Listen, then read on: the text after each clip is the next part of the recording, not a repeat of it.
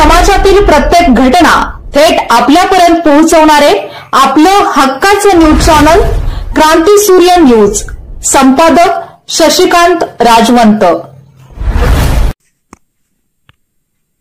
विटा येथील MD drugs प्रकरणी आणखी 3 संशयित आरोपींना सांगली स्थानिक गुन्हे अन्वेषणाने ताब्यात घेतले आहे। आतापर्यंत एमडी ड्रग्ज प्रकरणी 6 जणांना ताब्यात घेण्यात आले असून 29,73,55,200 रुपयांचा मुद्देमाल जप्त करण्यात आला आहे। याबाबत स्थानिक गुन्हे अन्वेषण शाखा सांगली यांच्याकडून मिळालेली माहिती अशी की विट्याजवळील कारवे तालुका खानापूर येथील एमडी ड्रग्ज प्रकरणाचे मुंबई कनेक्शन स्थानिक गुन्हे अन्वेषणच्या पथकाने उघडकीस आणले। संशयित जितेंद्र शरद परमार वय 41 राहणार नाग डोंगरी तालुका अलिबाग सध्या राहणार ताहिर बेकरीच्या वर माहीम 16 मुंबई, अब्दुल रज्जाक अब्दुल कादर शेख वय 53 राहणार उस्मानिया मशीद जवळ पाठणवाडी फिल्डरवाडा पवई मुंबई आणि सरदार उत्तम पाटील वय 34 राहणार शेने तालुका वाळवा जिल्हा सांगली या 3घांना अटक करण्यात आली आहे। या कारवाईबाबत माहिती देताना पोलीस अधीक्षक संदीप घुगे म्हणाले की विटाजवळील कारवे येथील औद्योगिक वसाहतीमध्ये बंद कारखान्यात एमडी ड्रग्ज बनवणाऱ्या रहूदीप बोरीच्या राहणार कोसंबा जिल्हा सुरत, सुलेमान शेख राहणार बांद्रा मुंबई, बलराज अमर कातारी वय 24 राहणार विटा या 3घांना दिनांक 27 रोजी अटक करण्यात आली होती। त्यांनी बनवलेले 29 कोटी रुपयांचे 14 किलो 500 ग्रॅम एमडी जप्त करण्यात आले होते। स्थानिक गुन्हे अन्वेषणकडे या प्रकरणाचा तपास सोपवण्यात आला होता। त्यांनी ताब्यात घेतलेल्या 3घांची कसून चौकशी केली तेव्हा आणखी 3 संशयित जितेंद्र परमार, अब्दुल रज्जाक शेख, सरदार पाटील यांची नावे निष्पन्न झाली। या 6 जणांची मुंबईतील ऑर्थर रोड कारागृहात ओळख झाली होती। 6 जणांनी जामिनावर मुक्त झाल्यानंतर एकत्र येऊन एमडी ड्रग्जचा कारखाना सुरू करण्याचे ठरवले। त्यानुसार रहूदीप याने दिल्ली येथून मशिनरी मागवली। सुलेमान शेख याने दिल्लीतील कंपनीस पैसे पाठवले। त्यानंतर दोघांनी बलराजच्या मदतीने विटा येथे मशिनरी बसवली।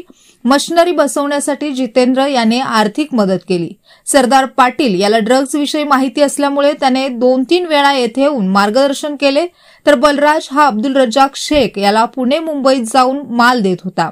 जितेंद्र, अब्दुल रज्जाक व सरदार या 3घांना फलटण येथून ताब्यात घेण्यात आले। याबाबत माहिती देताना पोलीस अधीक्षक संदीप घुगे म्हणाले की आतापर्यंत 6 जणांना अटक केली असून आणखी कोणाचा सहभाग आहे काय, त्यांना आर्थिक मदत कोणी केली, कच्चा माल कोण पुरवत होते, त्यांनी कारवे येथून कोणाला ड्रग्ज विकले आहे काय याचा तपास केला जाणार आहे।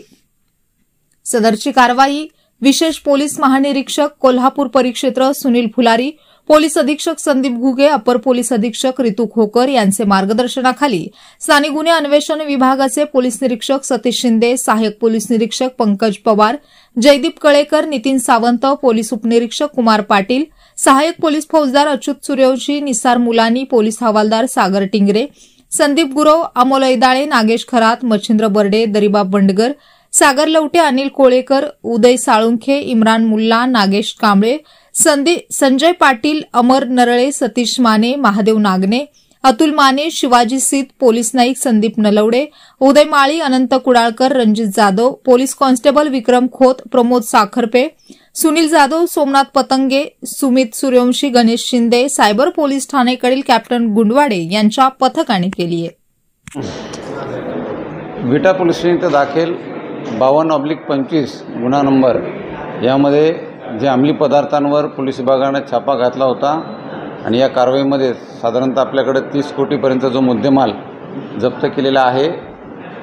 या गुन्ह्यामध्ये सुरुवातीला 3 आरोपी पोलीस विभागानं घटनास्थळावर आणि वाहतूक करत असताना निष्पन्न केली, त्यांना अटक करण्यात आली। सध्या त्यांची पोलीस कस्टडी आमच्याकडे आहे।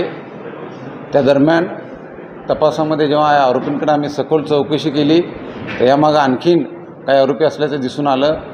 त्यावरून आम्ही तात्काळ त्या आरोपींचा शोध घेऊन आणखीन 3 आरोपींना अटक केलेली आहे। माननीय न्यायालयासमोर त्यांना उभं करून त्या आरोपींचा पोलीस कस्टडी आम्ही घेऊन तपासामध्ये आणखीन पुढं काही धागेदोरे मिळत आहेत त्यासाठी सखोल कसून तपास करू आणि मला विश्वास आहे की याचं जे काही रॅकेट आहे, नेक्सस आहे ते आम्ही उद्ध्वस्त करू आणि कुठेही परत आपल्या जिल्ह्यामध्ये अशा पद्धतीनं कोणी हिंमत करणार नाही यासाठी पोलीस विभाग पूर्णतः काळजी घेत आहे। आणि आपल्या माध्यमातून मी सर्व सांगलीकरांना हे आव्हान करतो की आपणही अशा कोणत्याही गोष्टींना बळी पडू नये.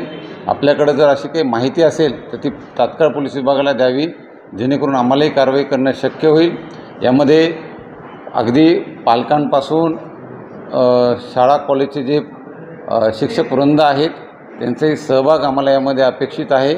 आणि मला विश्वास आहे की या चुकीच्या गोष्टींपासून आपण आपल्या सर्व नागरिकांना वाचू, त्यांना निश्चितच आपण यापासून दूर ठेवू. आणि कोणी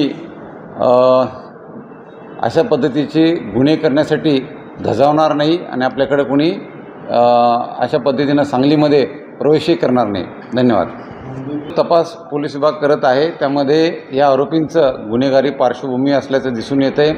आणि यातील जे आत्तापर्यंत एकूण 6 आरोपी आहेत त्या 6 पैकी 4 आरोपींवर एक कॉमन गुन्हा आहे ज्याच्यामध्ये यापूर्वीसुद्धा त्यांनी MD ड्रग्सच्या बाबतीमध्ये त्यांचा सहभाग असल्याचं दिसून येतं आहे.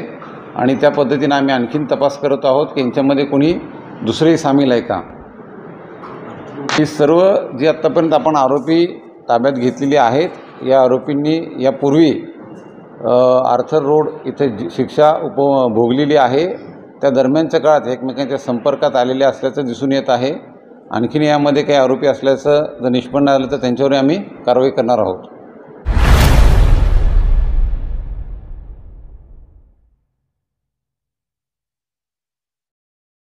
क्रांती सूर्य न्यूज, संपादक शशिकांत राजवंत. सबस्क्राईब करा,